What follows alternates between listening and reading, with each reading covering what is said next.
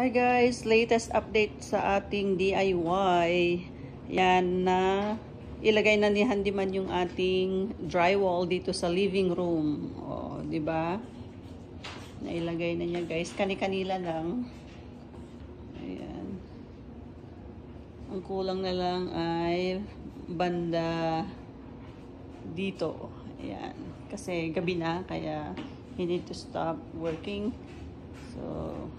So far so good guys. Diba, maaliwalas na ang living room natin. Tapos, eto naman yung framing ng ating hallway. Yan. Nailagay na rin lahat ng mga studs niya. Tapos, drywall na lang ulit guys dyan. So far so good guys. Tapos, andyan yung kwarto, at saka yung isang kwarto din doon.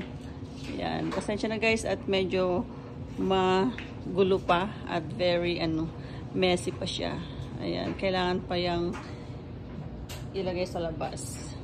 Tapos, after ng living room natin, at saka itong ating hallway, maglalagay na natin yung ating flooring dito naman.